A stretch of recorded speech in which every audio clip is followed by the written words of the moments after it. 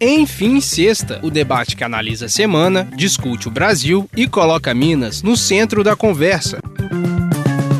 Olá, ouvintes! Estamos começando mais um Enfim Sexta, o nosso encontro semanal com análise crítica, progressista e popular sobre o que acontece em Minas Gerais, no Brasil e no mundo. Eu sou a Ana Vasconcelos e quem está aqui comigo no estúdio do Brasil de Fato MG é a Flora Vilela. Oi, Flora! Oi, Ana! E um olá para você que nos ouve pelos canais do Brasil de Fato MG no YouTube ou no Spotify e também para quem nos ouve pela rádio. Hoje a gente vai tratar mais uma vez das ameaças dos Estados Unidos ao restante do mundo. A gente tá até enjoado de tanto falar do Donald Trump, né, Ana?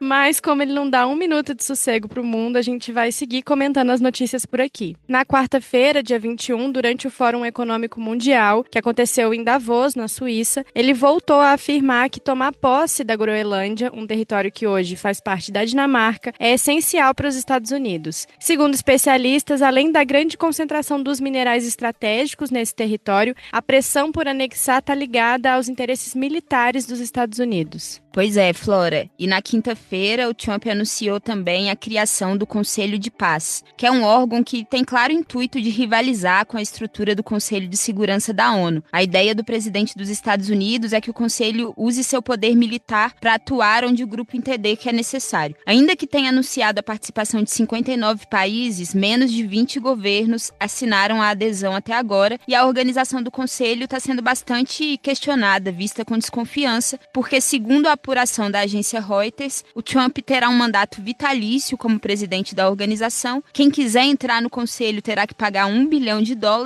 e os recursos serão administrados pela Casa Branca. Além disso, o Trump teria, de acordo com a publicação, poderes para convidar e excluir membros segundo seus interesses. Além disso, hoje a gente fala do possível envolvimento do deputado mineiro Nicolas Ferreira com o escândalo do Banco Master, sobre os 7 anos do crime da Vale em Brumadinho e sobre as indicações do filme O Agente Secreto no Oscar de 2026. E é para falar sobre todos esses assuntos que quem está por aqui com a gente é a Luísa Dulce, economista, doutora em Sociologia e vereadora de Belo Horizonte pelo PT. Tudo bem, Luísa? Ei, Flora, Ana, Luiz, todas as pessoas que nos escutam, quero começar desejando um feliz 2026 para todas e todos. É isso, feliz 2026 pra gente. Quem também tá aqui, como a Luísa já anunciou, é o Luiz Paulo Siqueira, membro da direção do Movimento pela Soberania Popular na Mineração, o MAN. Oi, Luiz. Bom dia, Ana, Flora, Luísa, todos que nos acompanham. Prazer a gente começar esse 2026 com muita animação e muitas lutas que vão nos exigir nesse ano. Então, já vai curtindo o episódio, compartilhando com quem se interessa pelos temas e comentando por aqui o que você tem achado de tudo isso. E fica por aí que a gente inicia esse debate logo depois da vinheta.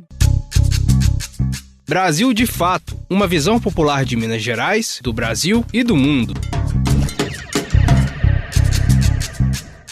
É isso, gente. Vamos começar falando de mundo. E como a Flora já disse no início do programa, a gente tá até cansada de toda semana ter que comentar os ataques do presidente norte-americano. Mas como ele não dá um minuto de paz, vamos de novo, né? Ontem, quinta-feira, o Donald Trump formalizou a criação do Conselho de Paz durante o Fórum Econômico Mundial que acontece na Suíça. O presidente estadunidense deixou muito claro em seu discurso o intuito de rivalizar com a estrutura do Conselho de Segurança da ONU. As condicionantes para a participação e a organização do Conselho têm sido consideradas problemáticas, com questões como a falta de informações oficiais sobre como funcionará esse órgão e a preponderância norte-americana na tomada de decisões dentro do Conselho. Embora os Estados Unidos tenham anunciado um número de mais ou menos 60 membros, a confirmação oficial veio só de 20 participantes, ou seja, de 20 países. Aqui na América Latina, por exemplo, só o presidente argentino Javier Milei confirmou a adesão ao grupo. Países importantes como a China, a Noruega e a Suíça já negaram a participação e outros tantos ainda não confirmaram nem negaram, seguem sem dar resposta. Diante disso, Luísa, o Trump, na sua avaliação, está realmente tentando promover a paz e quais são os riscos da criação desse órgão paralelo para as relações multilaterais no mundo? Eu acredito que mais do que, ao contrário do que promover a paz, esse é um conselho que está querendo promover cada vez mais o caos, que é o que o Donald Trump tem feito ao longo desse último ano em que ele retomou o mandato como presidente dos Estados Unidos.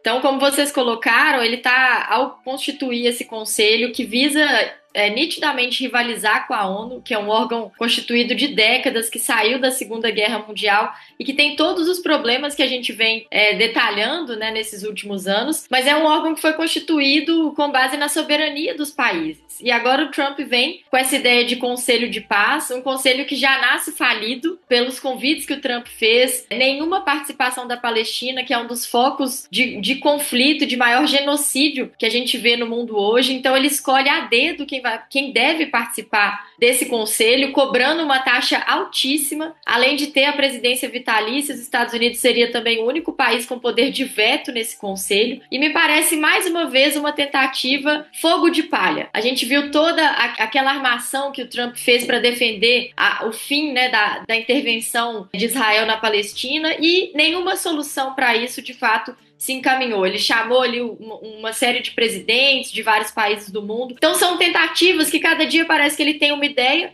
resolve investir ali algum tempo para tornar isso possível, mas da mesma forma que ele trata esse conselho, ele se empenha para fazer uma reforma na Casa Branca. Então não tem ali nenhum compromisso de fato maior e que não respeita os países.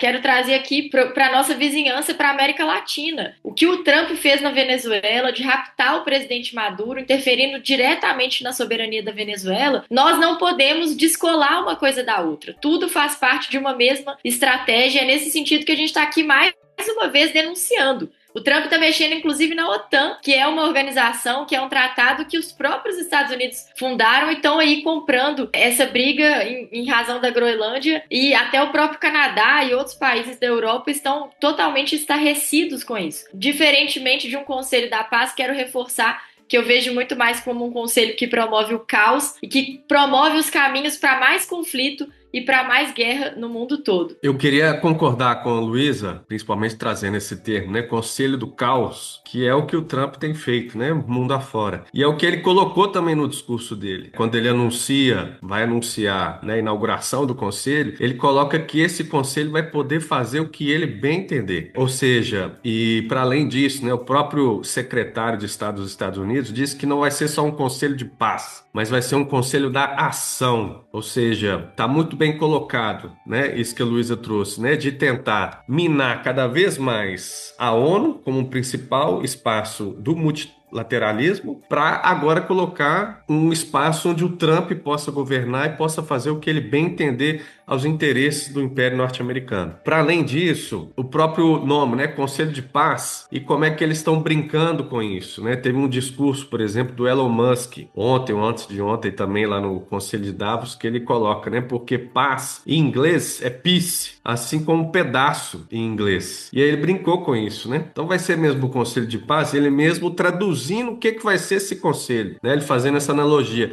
Vai ser paz ou vai ser pedaço? Porque se for pedaço, eu vou querer participar desse conselho. Já tem um pedacinho na Venezuela, agora um pedacinho na Groenlândia, um pedacinho em Gaza, ou seja, já colocando, então, já traduzindo, expondo claramente quais são os interesses do Trump e o que ele representa ali pelo grande capital, né? De apropriar o conjunto de riquezas, de bens naturais em todo o mundo. E é assim que ele tem feito na Venezuela, claramente com esse golpe, com essa tentativa na Groenlândia, com a faixa de Gaza e em outros países. E também chamar a atenção o que foi anunciado ontem também junto com a inauguração desse Conselho de Paz, que é o que eles têm chamado de Projeto de Nova Gaza, né? Que é um escândalo que eles têm feito, né? Um projeto ali que anuncia uma destruição total do território da faixa de Gaza, que aprofunda ainda mais todo o empobrecimento que tem feito, a fome, né? Multiplicando ainda mais todo o território e colocando ali como um grande espaço para especulação imobiliária. O próprio Trump, né, que vem desse setor da especulação imobiliária, ele colocou claramente que a faixa de Gaza é um excelente local para investimento imobiliário, porque fica ali no litoral, com o mar lindo, né, exposição. E aí já colocaram então todo um plano de ocupação da faixa de Gaza para especulação imobiliária, com prédios de luxo, né, arranha-céus, tem colocado naquelas fotos, com o agronegócio e alavancar um turismo de luxo. E sem nenhuma participação do povo palestino, como a Luísa bem trouxe. E um último elemento, né, essa coisa da inserção no conselho, você tem que pagar 1 bilhão para entrar. E aí você vê como que o presidente Milei da Argentina, né, representa toda essa subordinação ao Império Norte-Americano de toda a classe dominante latino-americana. O que que ele fez? A Argentina está numa crise profunda por causa dessa política de austeridade, de neoliberalismo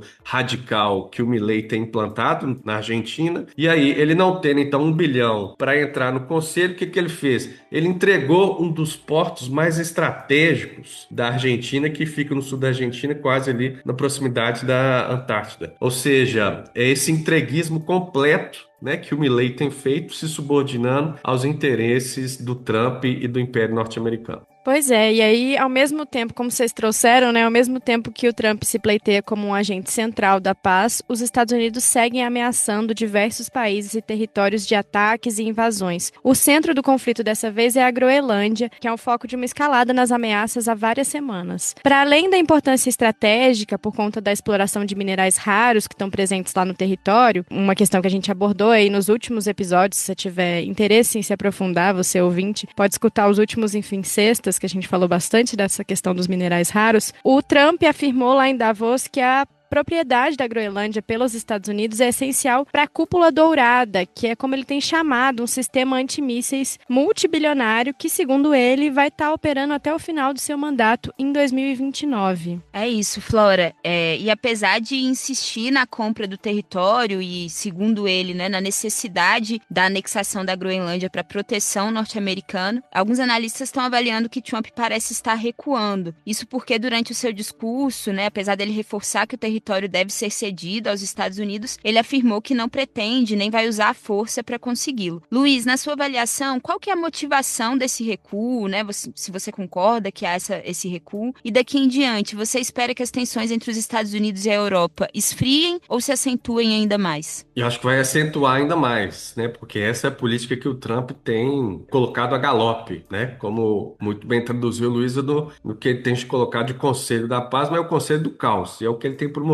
mundo afora. Mas principalmente com toda essa nova roupagem, né, imperialista agora, de adotar táticas antigas, então de intervenção militar direta. Ele tem colocado, né, que está anunciado o Conselho da Paz, mas se a gente pegar, por exemplo, no ano passado, os Estados Unidos bombardeou mais de 6 países. Ou seja, é um país que vem historicamente promovendo guerras e isso nunca cessou. E é o que ele tem feito agora com essa nova tentativa, essas novas táticas do imperialismo agora de se apoderar de novos territórios. Então, não só adotando essas táticas de intervenção direta, como fez na Venezuela e como tem ameaçado na Groenlândia e também na faixa de Gaza, mas estimulando também as guerras híbridas.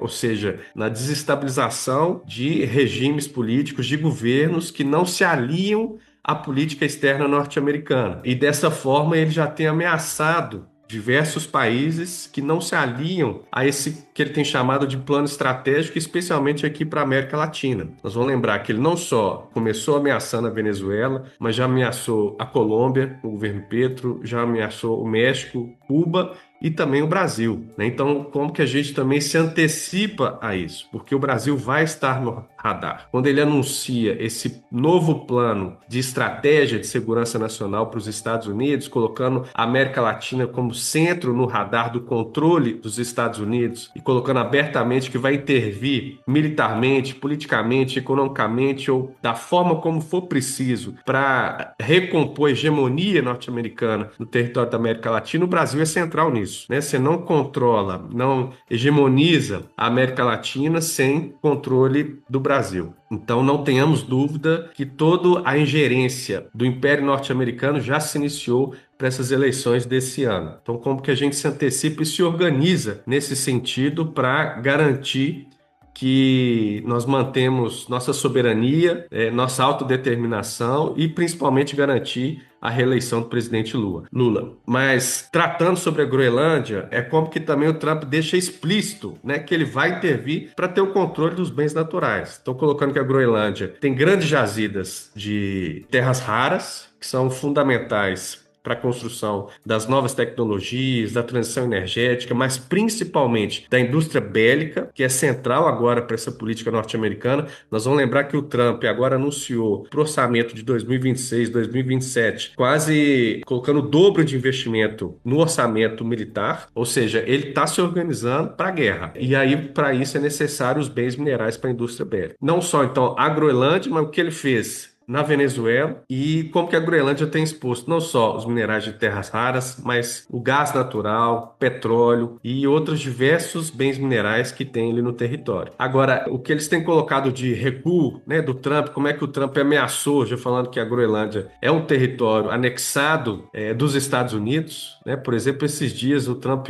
divulgou uma foto, né, no seu perfil nas redes sociais com o mapa dos Estados Unidos, anexando o Canadá, a Groenlândia e a Venezuela. Ou seja, toda aquela narrativa dele, inclusive no início do mandato, que ia anexar o Canadá, ia anexar a Groenlândia, ia intervir em outros países que não se aliam à política norte-americana, isso ele já tem feito. Ele tem colocado, né, que fez um acordo com a OTAN e que não vai ser mais preciso a intervenção militar na Groenlândia, mas acho que isso é muito mais uma retórica dele, porque viu que ele não ia lograr êxito nessa imposição da Groenlândia, muito por causa da reação que a União Europeia teve, né? A União Europeia, muitos países ali já reagiram, deslocando oficiais, tropas militares para o território da Groenlândia, como também já começaram a se movimentar para sanções econômicas aos Estados Unidos, caso eles avançassem nessa política de anexação da Groenlândia. Ou seja, o Trump, após essa reação, agora anuncia que teve um acordo na OTAN, mas não teve nada oficializado, inclusive pelo governo da Dinamarca, que nega que houve um acordo nesse sentido. Ou seja, é mais uma retórica do Trump de colocar que saiu vitorioso, e mais uma bravata dele, não é uma novidade, né? Isso não é só uma retórica do Trump de sempre se colocar como vitorioso, mas não só do Trump, mas de toda a extrema-direita, que quando ela perde em uma batalha, ela ainda dá um jeito de construir uma narrativa como se fosse vitoriosa, ou como se tivesse sido massacrada pelo sistema, ou como houvesse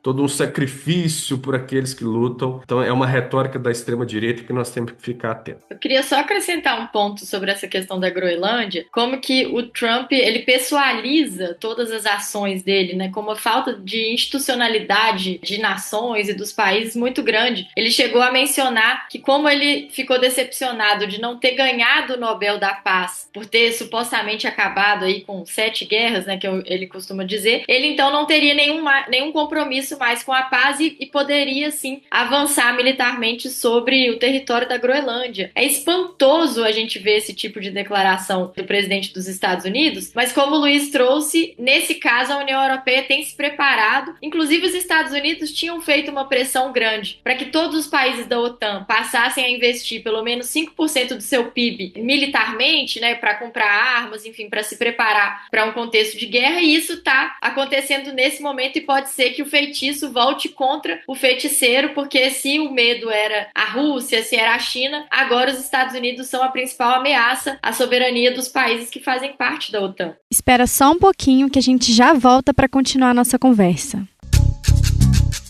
Brasil de Fato, uma visão popular de Minas Gerais, do Brasil e do mundo.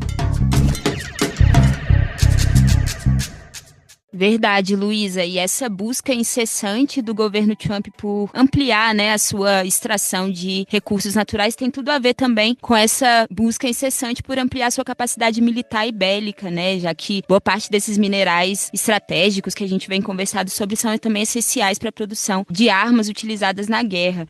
Inclusive, a gente traz aqui para o ouvinte, né, a reflexão sobre como que o Brasil precisa estar muito atento a essas movimentações do governo dos Estados Unidos, porque nós estamos falando de um país que ele também é rico, né, em terras raras, rico em lítio, rico em nióbio, rico do conjunto de minerais que o governo Trump hoje tem buscado, né, enfim, ameaçado a soberania de países e territórios por conta disso. A gente recentemente fez uma entrevista com Beto Almeida, que é diretor da Telesur, uma TV multiestatal da América Latina, e ele, inclusive, chamou a atenção para esse fato, né, que é necessário toda a América Latina ficar atenta, mas que o Brasil seria o prato mais apetitoso justamente pela quantidade, né, pela riqueza que a gente tem nesses recursos naturais. E falando de Brasil, né, por aqui, nessa semana, foram divulgados documentos sigilosos da Comissão Parlamentar Mista de Inquérito do INSS. Um fato que chamou a atenção foi a presença do deputado federal Nicolas Ferreira na investigação. Isso porque o contato telefônico dele foi identificado nos registros do Daniel Vorcaro, que é o principal investigado no esquema de descontos indevidos aplicados a aposentados e pensionistas. É aquele mesmo que também é dono do Banco Master, né, que está sendo investigado agora pelo STF por ser a cabeça de um imenso esquema de fraudes. As suspeitas aumentam ainda mais devido à conexão do Master com a Igreja Batista da Lagoinha, uma das maiores denominações evangélicas do Brasil, da qual o deputado também faz parte, o Nicolas Ferreira. Além disso, o pastor da Lagoinha, Fabiano Zetel, que também é cunhado do Vorcaro, está implicado nas investigações de fraude do Master e doou 2 milhões de reais para a campanha do Tarcísio de Freitas ao governo de São Paulo e 3 milhões de reais à tentativa de reeleição do Jair Bolsonaro. Coincidentemente ou não, o Nicolas começou nessa semana, logo depois da revelação dessas informações, uma caminhada até Brasília, que tem sido apontada como uma tentativa de fazer uma cortina de fumaça sobre esse fato. Pois é, inclusive aparentemente ele chegou lá hoje, né, em Brasília. E diante disso,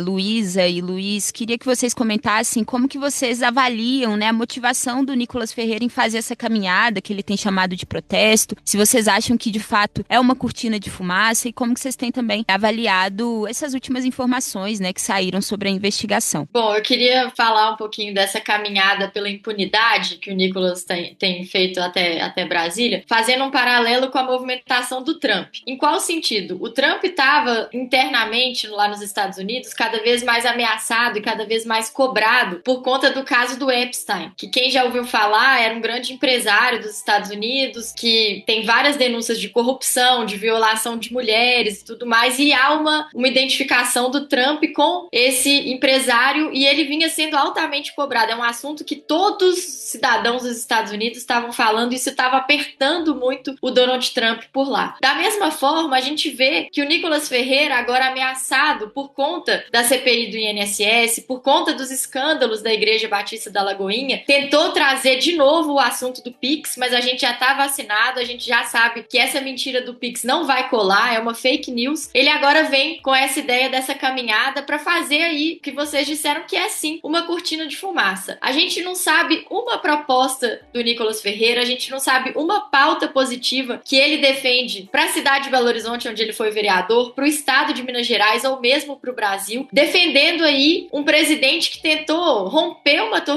tornozeleira eletrônica, que foi preso depois de comprovação de vários escândalos, inclusive de golpe de estado, que queria assassinar o presidente Lula. Então a gente vê uma motivação muito frágil para essa caminhada. E eu queria finalizar dizendo que eu também vejo uma certa falta de foco, falta de estratégia da extrema-direita para fazer essa defesa do Bolsonaro, porque eles já não têm mais para onde correr. Eleitoralmente, o cenário está pulverizado, mas politicamente, eu acho que eles estão perdendo aí a capacidade de motivar, de contagiar as pessoas. E essa caminhada do Nicolas é uma última oportunidade que eles têm ali de juntar gente, de juntar a mídia em torno deles, mas eu achei extremamente fracassada, né? Tudo que a gente viu foi muito mais de chacota do que de que estava acumulando força, de que estava acumulando condições ali para a soltura do Bolsonaro. Então, acredito que foi uma péssima ideia e que, novamente, vem tentar esconder esses escândalos que estão aí recaindo sobre ele cada vez mais e se aproximando de outras forças muito grandes, né? O caso do Banco Master, como o ministro Haddad falou, pode ser o principal, o maior escândalo bancário e, eu diria até, né, econômico e político do país nas últimas décadas. E demonstra, acho que esse escândalo do Banco Master, como que o sistema financeiro, né, os bancos, eles estão cada vez mais autônomos de qualquer controle do Estado, né, para conseguir fazer um escândalo de corrupção desse porte, né, nós estamos falando de bilhões, e aí toda essa demora para o Estado conseguir identificar e agora aprofundar nas investigações. E acho que é um elemento também de como que todo o debate da autonomia do Banco Central estava também atrelado a isso, né? A autonomia do Banco Central não era, como Temer, Bolsonaro colocavam, para garantir melhor motivação econômica, mas sim para garantir uma liberdade, uma autonomia ainda maior para todo o sistema financeiro, aprofundar, inclusive, esses sistemas de corrupção. E eu acho que é importante essa ligação do Nicolas com o Banco Master e toda essa tática que ele tem feito, então, para construir essa cortina de fumaça, como a Luísa bem colocou, né? O Nicolas, ele é uma das figuras principais de garoto propaganda da Igreja Lagoinha. E o pastor Fabiano Zetel, né? Vocês bem colocaram, né? Foi o maior doador de campanha do Bolsonaro e do Tarcísio, que está diretamente relacionado ao caso de corrupção do Banco Master, que inclusive foi preso na tentativa de fugir do país. Ele é cunhado do Daniel Vorcaro, né? Então havia um envolvimento grande também, tanto da Igreja Lagoinha com o Banco Master. Inclusive a própria Damares, né, ultraconservadora, representante do bolsonarismo, fez declarações públicas recentemente colocando a decepção dela nas investigações da CPMI, que encontrou então esse elo entre igrejas, especialmente, não citou nominalmente, mas a Igreja Lagoinha, com também fraudes em todo o processo dos aposentados, né? Então, o que eles têm identificado é que não só a Igreja Lagoinha está envolvida no escândalo do Banco Master, mas também na fraude do INSS. Então, o Zettel, né, Fabiano Zettel, que é o pastor da Lagoinha, foi preso na última semana tentando fugir. A Polícia Federal, ela tem se aprofundado, então, não só nesse envolvimento da fraude do INSS, mas também desse escândalo do Banco Master. E aí, o Nicolas, diretamente relacionado a isso, ele tira da cartola, então, uma caminhada de Minas Gerais até Brasília. E todo esse teatro que tem feito, né? Você vê os vídeos dele, é todo esse negócio, tem um sacrifício na caminhada, ele chegando ontem, mancando, né? Faz uma caminhadinha lá de 2 quilômetros e tá morrendo. Você pega outras figuras da extrema-direita se somando, e todas as figuras, políticos envolvidos em casos de corrupção, e com essa narrativa que vai garantir impunidade, a liberdade, vai salvar o Brasil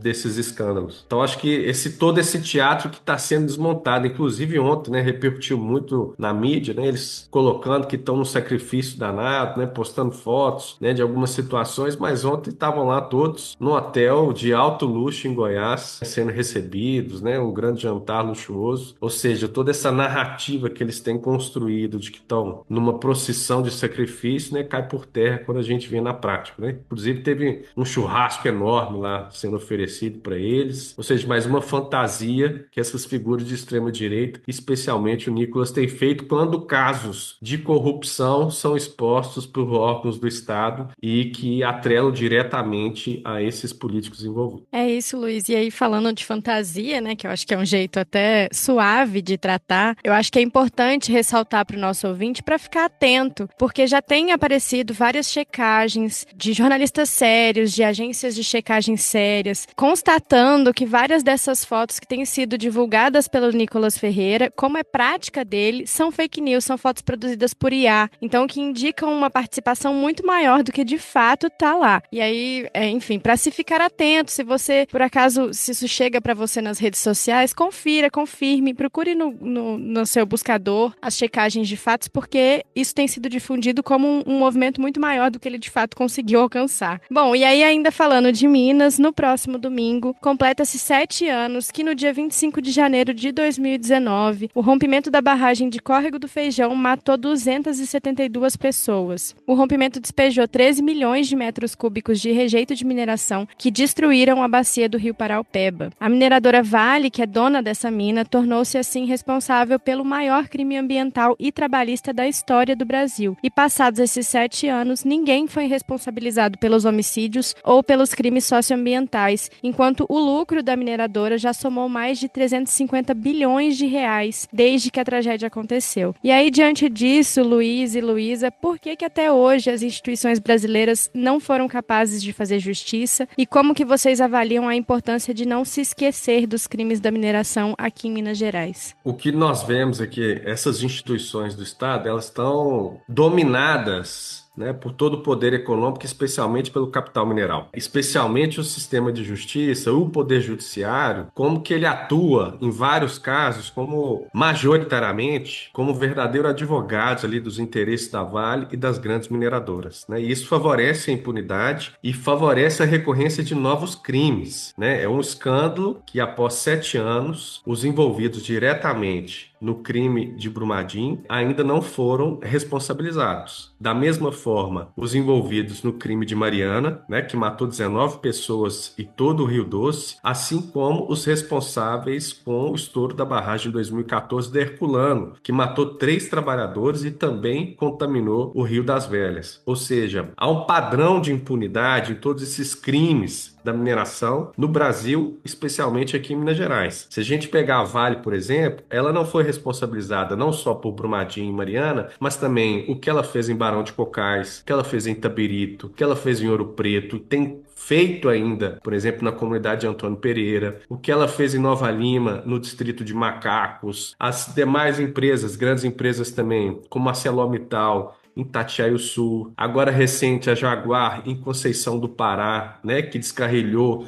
uma pilha de rejeitos e até hoje essas pessoas estão fora de casa. A Valorec também em Brumadinho, a AngloGold em Santa Bárbara também causando todo o terror com a sua barragem, toda a contaminação com metais pesados, ou seja, há um padrão das mineradoras e desse modelo de mineração de crimes recorrentes e uma impunidade completa sobre a convivência do Estado brasileiro. E isso não só favorece, então, esse modelo de espoliação dos bens minerais, permitindo lucros extraordinários para as mineradoras, mas a destruição completa dos nossos territórios, a violação sistemática dos direitos da comunidade e aprofundando esse projeto de subdesenvolvimento de uma economia primária exportadora para o Brasil. Quando a gente pega em Brumadinho, não só a responsabilização da Vale ainda não foi efetuada, como também não se garantiu o direito do conjunto dos sujeitos afetados, não só em toda a cidade de Brumadinho, mas em toda a bacia do Paraopeba e na barragem de Três Marias, né? Essas diversas comunidades ali ainda não tiveram seus direitos garantidos, não houve nenhum processo de reparação ainda concluído e mesmo assim a Vale já quer finalizar com todo o processo de indenização, com toda medida reparatória em toda a bacia. Ou seja, ela, da mesma forma que gozou da impunidade no processo de Mariana, ela tem feito da mesma forma em Brumadinho e toda a bacia do Paraopeba. Então é fundamental que agora, domingo, 25 de janeiro, nesse marco dos 7 anos, a gente relembre esse crime, mas principalmente cobre do Estado brasileiro que haja a responsabilização e avanço no processo de reparação integral em todo o território afetado. Bom, Luiz já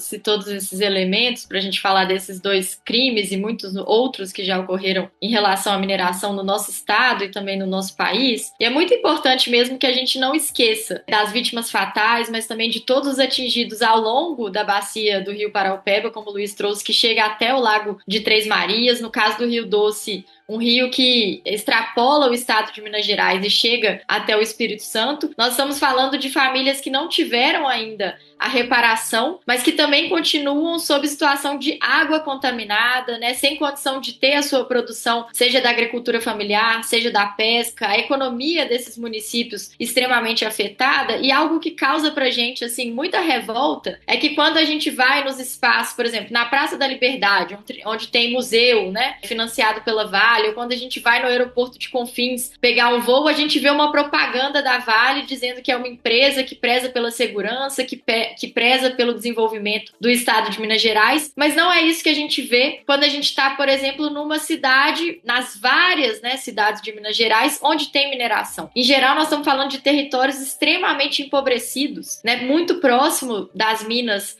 que exploram o minério. E quando a gente vai para a dimensão política disso, a Operação Rejeito, que foi realizada nesses últimos meses, demonstrou a força política dessas empresas minerárias, né, a articulação que elas têm, inclusive de manipular o Estado de Minas Gerais, o nosso país. Então é uma teia que a gente precisa, quando a gente vai puxando esse fio, nos revolta desde a morte das pessoas em função dos crimes, do rompimento de barragem, mas também da capacidade dessas empresas e desses gestores dessas empresas de saírem impunes desse processo, né? Então, que a gente possa cada vez mais aprofundar em todos os impactos da mineração no nosso estado, entendendo que a gente precisa superar esse modelo de exploração mineral que não preza pela nossa soberania e que principalmente não retorna nada para o nosso território nem para o nosso povo. É isso, Luiz. São 7 anos de impunidade, mas as famílias seguem lutando no território, enfrentando o poderio econômico e político da Vale. No próximo mês vão iniciar as audiências de instrução do crime da Vale em Brumadinho, onde vai se ouvir as testemunhas e tentar reconstruir, né, o que foi mesmo, o que aconteceu no dia 25 de Janeiro. A gente espera que esse processo, né, ajude com que cada vez mais rápido a gente tenha responsabilização, não só da mineradora, mas também, né, das 16 pessoas físicas que foram indiciadas, né, colocadas como réis por homicídio e também, né, pelos crimes ambientais que cometeram. Mas pra gente fechar o nosso programa de hoje em um clima um pouco mais alegre, falando sobre coisa boa, a gente não podia deixar de comentar a indicação do longa-metragem brasileiro Agente Secreto a 4 categorias do Oscar de 2026. O filme, dirigido por Kleber Mendonça, um pernambucano, concorre a melhor filme, melhor direção de elenco e melhor filme internacional. Além disso, Wagner Moura, que conquistou o prêmio já de melhor ator em filme de drama no Globo de Ouro, também pode vencer como melhor ator no Oscar. Luiz e Luísa, contem pra gente como que estão as expectativas de vocês com essa premiação. As expectativas estão enormes, né? Vamos torcer para que a gente saia com o Oscar, né? Acho que é uma grande conquista esse reconhecimento do cinema brasileiro. E como o Wagner colocou no discurso dele, né? Quando ganhou o Globo de Ouro, viva a cultura brasileira, né? Então acho que é um marco, não só um reconhecimento, mas mostra também toda uma resistência da cultura brasileira que foi ostensivamente atacada no último período. Então demonstra também a força da nossa cultura e como é que a gente tem que valorizar ela ainda mais. Como é que nós temos que batalhar por políticas que valorizem ainda mais a nossa cultura, que não só é fundamental para a vida social, inclusive com o cinema trazendo toda essa beleza, todo o nosso modo de vida brasileiro, nosso modo de ver o mundo, mas também o quanto que isso pode movimentar a economia, né? O quanto que a indústria do audiovisual, ela gera milhares de empregos, ela gera milhares de investimentos e gera milhares de retorno muito concreto para a vida do povo brasileiro. Então é fundamental esse reconhecimento. Tomara que nós saímos vitoriosos aí, levando esses 4 Oscars, mas também que a gente fortaleça ainda mais a luta pela valorização da cultura brasileira. Bom, gente, eu tô nesse mesmo espírito do Luiz, as expectativas são muito boas e um filme que é a nossa cara, né, o caso do Agente Secreto, quem ainda não foi assistir, por favor, vá assistir, prestigiar o cinema brasileiro. E a gente também celebra a volta do investimento da política cultural, né, o retorno do Ministério da Cultura, a política nacional Aldir Blanc, a Lei Paulo Gustavo, todas essas foram fruto de uma conquista de luta, né, da nossa população para a gente poder ter investimento na cultura e no cinema, e estamos aí também esperando o anúncio do presidente Lula para o lançamento da plataforma de streaming gratuito e pública, que é a Tela Brasil, que acho que vai contar aí com mais de 500 produções nacionais, fruto também de uma legislação que nós aprovamos lá no governo da presidenta Dilma, para garantir, para exigir a exibição de conteúdo nacional em todos os canais, sejam eles privados, né, enfim, públicos. Então é muito importante a gente ver o resultado aí de anos de trabalho. A gente não chega no Oscar, a gente não chega no Globo de Ouro a partir, né, de um filme que a gente está falando de uma construção individual. É fruto de muito trabalho, é fruto de muito investimento, então vamos parabenizar aí todo mundo que participou, dando a sua contribuição para que a gente pudesse estar no Oscar, e a gente já se sente vencedor, assim como foi no ano passado com o filme Ainda Estou Aqui, então é só celebrar mesmo a riqueza da nossa cultura. É isso, minha gente, então o nosso Enfim Sexta de hoje vai ficando por aqui. Eu queria agradecer a participação de vocês em mais um episódio, e aí eu tenho uma última notícia que não poderíamos deixar de comentar, que hoje é aniversário da Ana, então que ela está de parabéns hoje. E aí, para os nossos ouvintes que ouviram até aqui, comenta por aí no YouTube, no Spotify, um feliz parabéns aí pra Ana, pra gente saber que você ouviu até o final do episódio. Parabéns, Ana! Feliz aniversário, Ana! Vamos que Obrigada, vamos nesse 2026. E domingo é dia de galinhada, hein? Vamos que vamos. A gente se encontra de novo na próxima sexta-feira, ao meio-dia, no canal do Visões Populares, aqui no Spotify ou no YouTube, na Rádio Autêntica Favela FM ou no site do Brasil de Fato MG. Se você está nos escutando agora pelo YouTube ou pelo Spotify, não esqueça de dar 5 estrelas para o podcast, comentar o que achou do episódio e compartilhar esse episódio com todos os seus amigos. Um abraço. Se você está ouvindo a gente agora pela rádio, perdeu alguma parte do programa, quer ouvir de novo ou mandar para alguém, é só procurar Visões Populares lá no Spotify ou Brasil de Fato MG no YouTube. Não se esqueça também de acompanhar o Brasil de Fato MG nas redes sociais para não perder nenhuma novidade. É só buscar @Brasil de Fato MG em qualquer uma das plataformas. Acompanhe também o nosso site, o www.brasildefato.com.br/MG. Até a próxima semana, um abraço. Encerramos por hoje, mas o debate não termina aqui. Na próxima semana, o Enfim Sexta volta com tudo para analisar os principais acontecimentos de Minas, do Brasil e do mundo. Até lá!